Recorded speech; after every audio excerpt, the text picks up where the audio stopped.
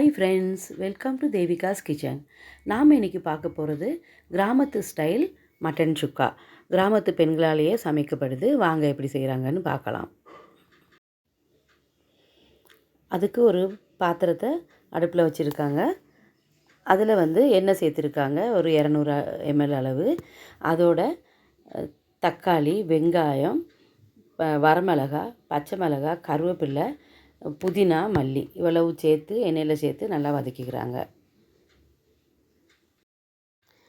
இந்த வெங்காயம் தக்காளியெல்லாம் சேர்க்கும் முதல்ல நீங்கள் ஏலக்காய், பட்டை, கிராம்பு, பிரிஞ்சி இலை அதையும் கொஞ்சம் நீங்கள் எண்ணெயில் சேர்த்துக்கோங்க. அன்னாசி பூ இதெல்லாம் எண்ணெயில் கொஞ்சம் சேர்த்துக்கோங்க. அதுக்கப்புறமா இதை சேர்த்துக்கோங்க.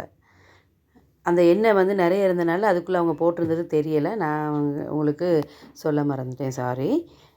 ரொம்ப ரொம்ப டேஸ்டியாக இருக்கும் இந்த மெத்தடு. கண்டிப்பாக செஞ்சு பாருங்கள்.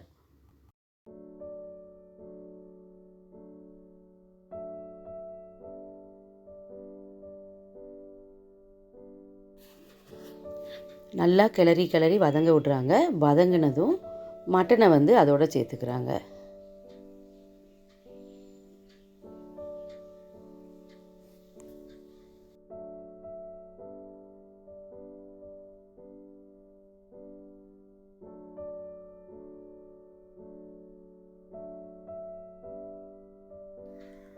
மட்டனை சேர்த்ததும் நல்லா கிளறி விட்டு வேக விடுறாங்க.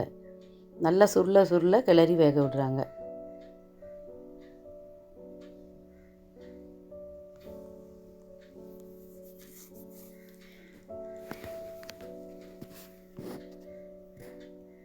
நீங்கள் வீட்டில் 1 கிலோ அளவுக்கு செய்கிறதா இருந்தால் ஒரு 100 வெங்காயம், 100 தக்காளி, ஒரு கைப்பிடி அளவு மல்லி, புதினா அந்த மாதிரி சேர்த்துக்கோங்க.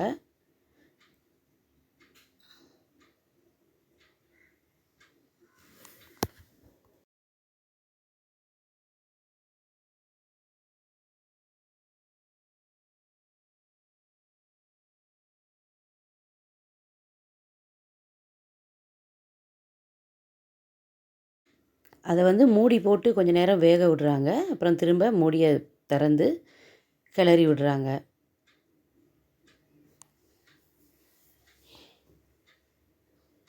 அது நல்லா சுருள வதங்கினதும் இப்போ 4 கை அளவு இஞ்சி பூண்டு பேஸ்ட்டு சேர்த்துக்கிட்டாங்க.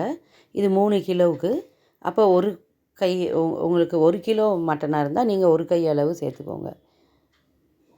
அவங்க நம்மளை மாதிரி இந்த அளவு அவங்க ஒரு நிதானத்தில் தான், கை அளவு தான் எல்லாமே சேர்க்குறாங்க. இஞ்சி பூண்டு பேஸ்ட்டையும் சேர்த்து நல்லா கிளறி விடுறாங்க. பொடி வகையெல்லாம் ஆரம்பத்திலே எதுவுமே சேர்க்கலை. இந்த மட்டன் நல்லா சுருள வெந்ததும் தான் அதெல்லாம் சேர்த்துக்கிறாங்க. ரொம்ப ரொம்ப டேஸ்டியாக இருந்துச்சு இந்த சமையல்.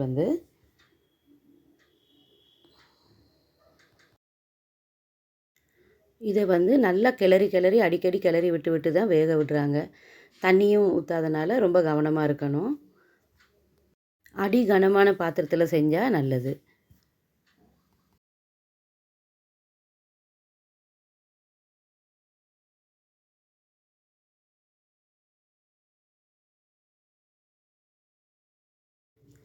அவங்க தண்ணி எதுவுமே சேர்த்துக்கிறல. அந்த கறியில் வர்ற தண்ணியில் தான் அது வெந்துகிட்ருக்கு. அந்த மட்டனை வெந்துருச்சான்னு செக் பண்ணிக்கிறாங்க. வெந்ததுக்கப்புறமா தான் பொடி வகையெல்லாம் சேர்க்குறாங்க. பாருங்கள், அதில் உள்ள எண்ணெயும் அந்த அந்த மட்டன்லேருந்து வர்ற தண்ணியிலையும் தான் அது வேகுது. இப்போ 1 கைப்பிடி அளவு ஜீரக பொடியும் 2 கைப்பிடி அளவு மிளகு பொடியும் சேர்த்துருக்காங்க. இது 3 கிலோவுக்கு தான் 1 கைப்பிடி அளவு ஜீரகம், 2 கைப்பிடி அளவு மிளகு சேர்த்துருக்காங்க. அப்புறம் மிளகாய் பொடி கொஞ்சமாக சேர்த்துக்கிறாங்க. ஒரு 2 டேபிள் ஸ்பூன் அளவு சேர்த்துக்கிட்டாங்க. சேர்த்துட்டு மறுபடி நல்லா கிளறி விடுறாங்க. அதை அடுப்பை சிம்மில் வச்சுருக்காங்க. அப்புறம் மட்டன் குழம்பு பொடி அது ஒரு 100 கிராம் அளவு சேர்த்துக்கிறாங்க. இது 3 கிலோ இல்லையா, ஒரு 100 கிராம் அளவு சேர்த்துக்கிறாங்க. நீங்கள் உங்களோட குவான்டிட்டியை பொறுத்து நீங்கள் அதில் நீங்கள் குறைச்சி சேர்த்துக்கலாம். ரொம்ப ரொம்ப டேஸ்டியாக இருக்கும். கண்டிப்பாக நீங்களும் செஞ்சு பாருங்கள். இதை ரொம்ப நல்லா இருந்துச்சு. டேஸ்ட்டு எல்லாருக்குமே பிடிச்சிருந்துச்சு.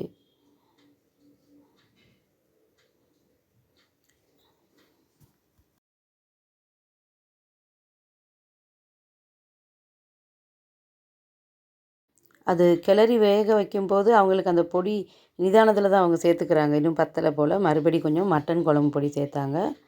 அப்புறம் வந்து உப்பு சேர்த்துக்கிறாங்க.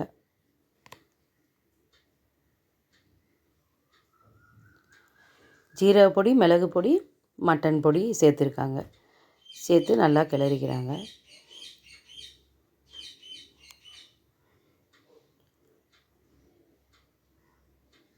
மறுபடி உப்பு தான் சேர்க்குறாங்க.